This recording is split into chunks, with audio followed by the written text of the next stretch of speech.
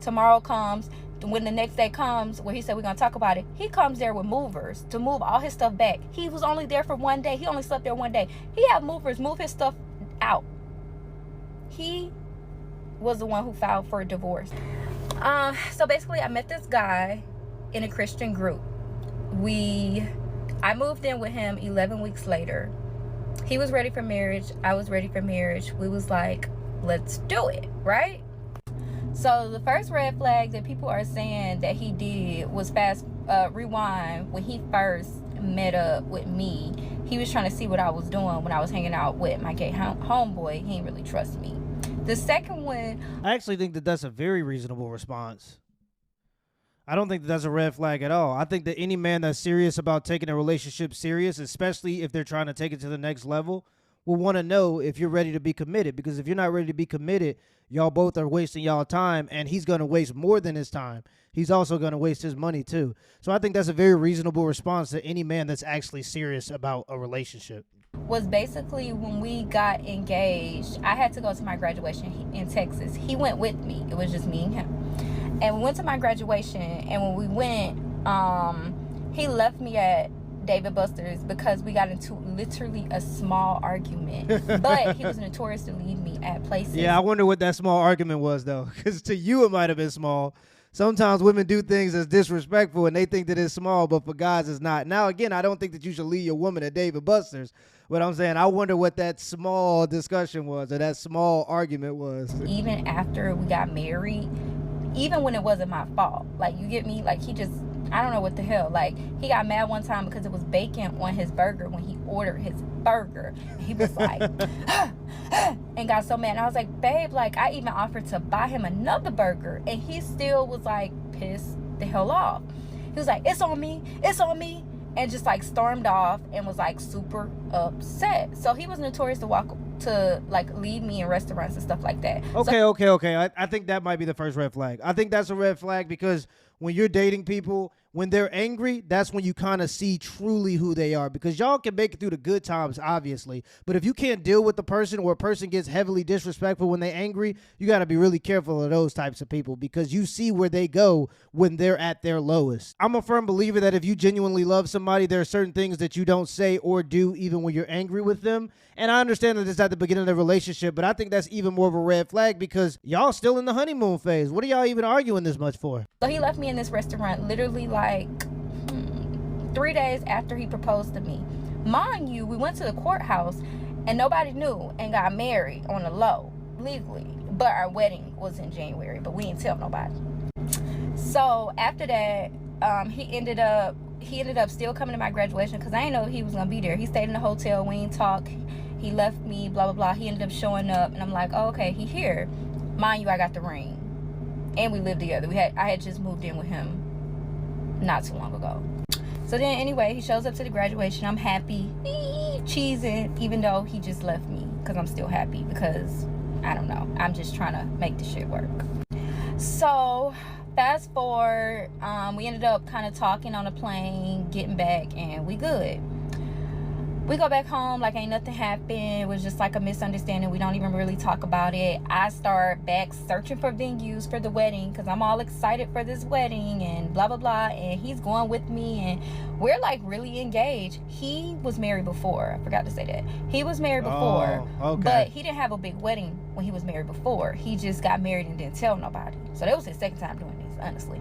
He got married and didn't tell nobody. Then when they found out, they was mad at him. His dad, to be exact, was mad at him. So he said, this time, I don't want to do that. We're going to have a wedding. I didn't want to do that. I wanted to go out the country and get married. You know what I'm saying? Because I'm a traveler. I've been traveling all my life. I'm good with that. I had just got out of a toxic 4-year relationship. I just wanted to kind of live peaceful. But he was like, hell no. Like, I did this last time and didn't tell nobody. This time we having a big wedding and blah, blah, blah. My dad would kill me and all that. So I'm like, okay. Then we found a venue. The venue, $20,000. My dress, blah, blah, blah. Violinist, DJ. Everything just started adding up and it equaled up to $50,000. Oh my goodness, there's no reason for that. If you love somebody, you ain't got to pronounce your love by spending $50,000 on a wedding, especially when you know the one of the top causes for divorce is financial concerns. So why would you start your marriage off with a bunch of financial strain. It just wouldn't even make sense. Also, I've seen studies that say the more you spend on a ring and the more you spend on your wedding, the shorter the marriage is on average. And it was like, oh my gosh. So mind you, he was in the Navy, so we was getting Navy check on top of working as well. So we was just throwing snowballing money at this wedding in 5 months. We didn't know each other. We met at the end of July, and our wedding was in January of this year. So mind you, he said he wanted to have a big wedding because he didn't want his dad to be mad at him about not having a big wedding because he did that the first time. His dad didn't even come to the wedding. Oh man. Because oh my God, I forgot to say this. He punched a hole in the wall because he was so goddamn angry at his dad because they got into it.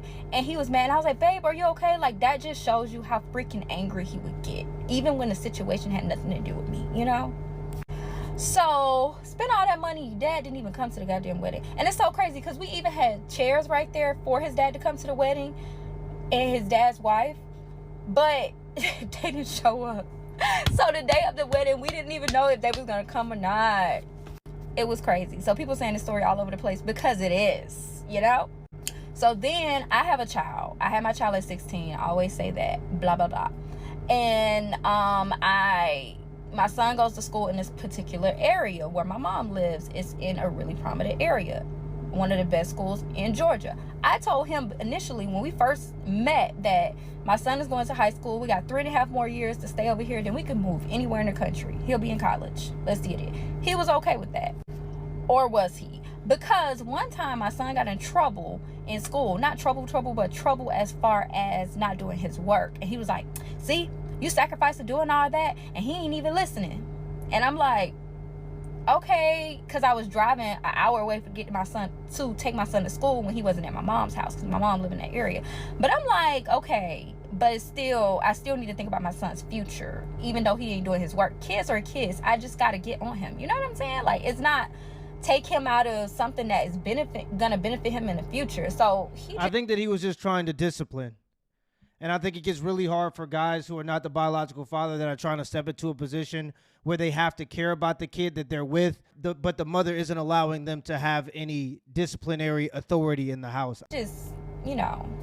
So then, fast forward, we had a conversation about having babies. He was like, I want you to get pregnant right now.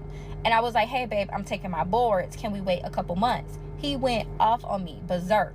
The Bible says I make the big decisions. You make the little decisions. You ain't making no little, big ass decisions like that. When we gonna have? So you calling the timeline? When we gonna have the kids? And I'm like, damn. Like all I'm saying is let's compromise. You want to have a child tomorrow. I really want to have a child in a year because I want to be just me and you in a year. Let's compromise 6 months. That still wasn't good enough for him. He was mad basically because I was making a big decision. So then we kind of brushed that under the rug. Didn't really talk, but whatever. It got brushed in the rug. We ended up moving over to the place that we supposed to be moving. He moved in. We both moved in February 28th. We got married January 4th. That's just the timeline. We moved in to the new place. I found tenants at his place that was moving in his place. I already had tenants at my house. I owned a house. He owned a house. He had tenants. I found him his tenants. I already had tenants there. The tenant's supposed to move in his house in 2 weeks. We move in the house February 28th. And when we move in a new house in February 28th, we doing good. We started talking about, when we gonna have kids and blah, blah, blah. We was only in there for 1 day. 1 freaking day. And he moved out. Damn. And here's why. He moved out because the next day after that, it was Saturday. I forgot to say that in my other videos. I said it. I told you I'm gonna be missing parts in this. But he was still like under the belief of he wants to do everything on Saturday as far as like reading the Bible and stuff like that, like the Sabbath. I always grew up on Sunday. He even had a problem with Christ. He was more so honestly like Hebrew, if you want to look at it like that. But I met him in a Christian group, so it's like, why was you even there? Even though we read the same Bible, your beliefs are different. So we was there February 28th. March 1st was Saturday, and mind you, that night before, on February 28th, I fell asleep on the couch because I was so tired. And he rolled his eyes at me. He was so mad because I fell asleep talking about, life just revolves around London. I'm like, damn, nigga, I'm sleepy. Okay. So I woke up that morning, he in the bed, I'm still on the couch. He in the bed asleep. So I'm like, hey, good morning, babe, and blah, blah, still trying to be feminine. And he was like, ugh, like mad at me and stuff. So then I was like, okay, I'm gonna go. I gotta go work. I've been had a lot of stuff going on. We just moved. I gotta work. So I leave for like 3 hours to go to the coffee shop, do some work. Come back. I forgot I had one more session. Get back on Zoom in the living room. He in the room. And when I come back, I'm on Zoom. He starts stumping out the room, putting on his pants, and he leave out the door. I thought he was outside getting some fresh air. I got done with my Zoom call, and this nigga's gone. He's gone. Like, his car is gone. Don't tell me where he going or nothing. Completely left. So I'm like, oh my God, like, what's going on? Hours went past. He left at 6. It's 7, 8, 9, 10, 1, 10, 11, 12, 1. He ain't there. I wake up at like 2 in the morning. I get a text from him, and he says, FYI, I'm at my house studying, because he was in school. I'm like, what? So then he left, and I was like, if I would have did that to you, mind you, I didn't even know. I ain't have his location and nothing. He had cut it off when we had a conversation about the child, because he just be that petty when he mad. He want me to say something, but I'm the type that I'm so I'm not going to say anything. You don't want me to see your location? Okay, I don't know what you got going on. It's not that serious. He never comes back, and I go to church. I tell him I'm at church. I said, let's talk about it. He don't want to talk about it. He tell me he'll talk about it tomorrow. Tomorrow comes. When the next day comes, where he said we're going to talk about it, he comes there with movers to move all his stuff back. He was only there for one day. He only slept there one day. He had movers move his stuff out. He was the one who filed for a divorce. I didn't even file the goddamn papers. I didn't even sign the papers, let alone file it. Oh, and I forgot to say, he begged me back, but I left him on red every single time. So you met a guy that you were going to marry on short notice, and he had a habit of leaving you at restaurants, and then y'all got married, and then 3 days later, he left you at the house. How is that a shocker? Seems to be pretty consistent with his character, but a lot of times people will get into these marriages and think that they're going to change people. You have to see people as who they are. I'm very interested in hearing his side of the conversation, because we only just hearing her side. But from my understanding, it's so rare that men just leave their households or leave a situation or leave, especially a marriage, when you have a lot invested in it. And she's not a bad looking woman. So I wonder what's going on behind the scenes that would make a man have to pack up everything and leave within a couple days notice. I doubt that it's as simple as the way she's putting it. I don't see any benefit of you going and putting all of your information on social media. Like, what do you get out of doing this story time? I don't understand the net benefit. Do you not have intimate relationships with people in your life that you can have these conversations with? Why would you go to TikTok and tell this story? There's so many unanswered questions that happens when these ladies get on here and just yap about these stories for literally 10 minutes straight. I would love to hear the man's side of the story. Let me know in the comments below if this video was a W or a L, and give me the HBO special. That's a Help Brother Out special. Hit the like and the subscribe button for more content. Till next time.